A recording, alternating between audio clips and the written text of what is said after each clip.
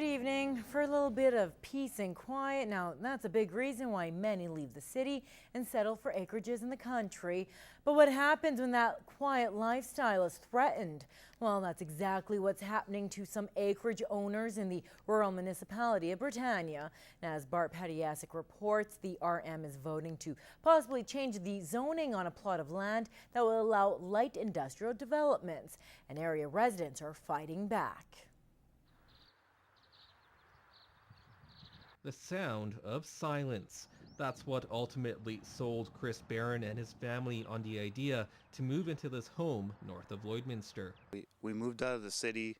We've saved our whole life to buy a place like this, and now all of a sudden they want to put light industrial commercial subdivision lot in there with pipe yard and trucks and motors and stuff. Just the street from him is an open plot of land that's been sold to an area trucking company. Barron is concerned that it will bring more noise and pollution, as well as lower the property values of the surrounding acreages. For example, they'd be loading trucks early in the morning. You know, we like to sit out on our deck and have coffee in the morning, and we like it nice and peaceful out here. And if we hear backup sirens and pipe banging around, you know, that's kind of annoying to us. Barron and more than a dozen of his neighbors have joined together and say they've brought numerous petitions to the RM. Unfortunately, they say they've received some pushback. That's the whole reason for the process, is so that the public have input into it and so that council can know their views on the matter. Reeve Darcy Olson says he appreciates the public feedback and welcomes the debate.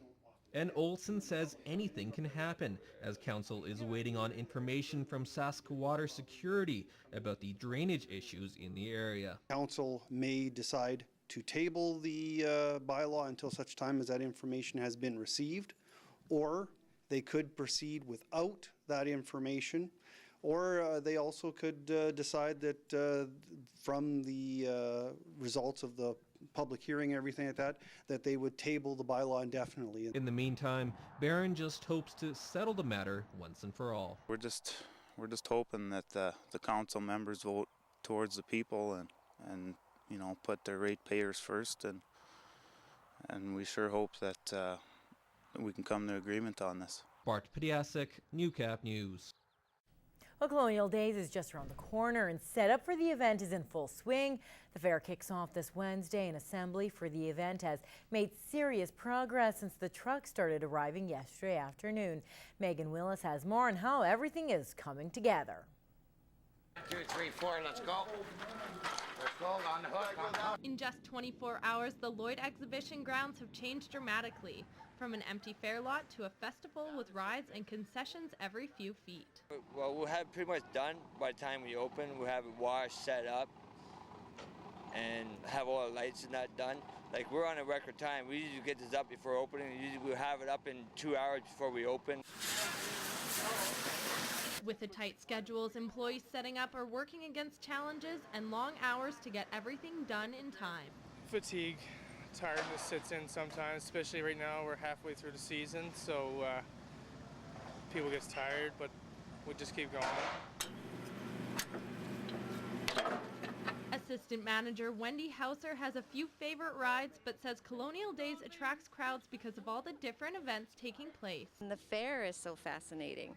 You see the newest equipment and the 4-H and the horses and the concert. It's all in one, and it's just so entertaining. A sneak peek of the fair is available tomorrow for families wanting to check out the grounds early. The sneak peek starts at 7 and it goes till 11, and the children's rides are 1 loonie and the majors are 2 loonies, and maybe some of the spectaculars might be 3 loonie, 2 and a loonie. Colonial Days kicks off this Wednesday with live coverage of the parade. You can tune into CKSA at 10:15 to watch. Megan Willis, Newcap News.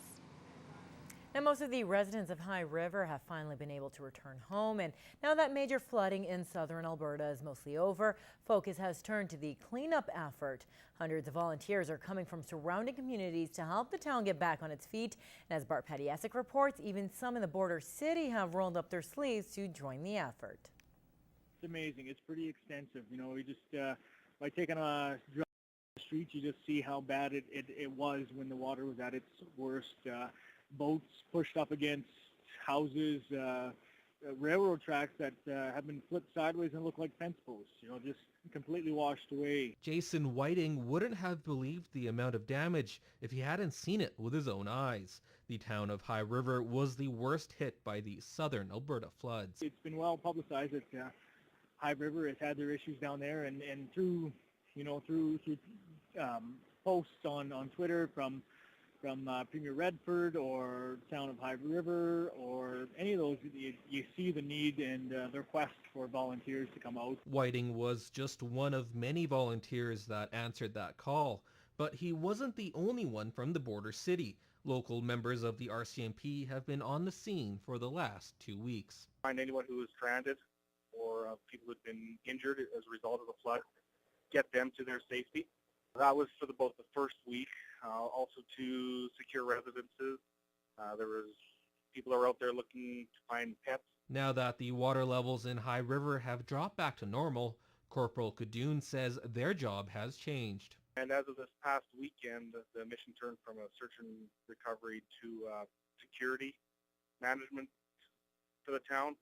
The police were there to make sure that only residents were coming in, not what we were calling tourists who were coming just to take photos, making sure people's residences were safe, making sure that they weren't going to be looted. As for Whiting, he says it'll be some time until things get back to normal. But the one thing the flood can't take away is the town spirit. The house that I helped out with, their morales were high. They were smiley.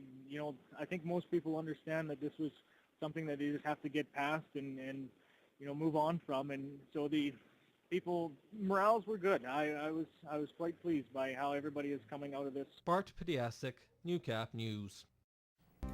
Well, the excitement of Colonial Days is once again building, and on this installment of Retrospect this week from the archives, Brian Hardy takes a look at all the great things about this annual celebration.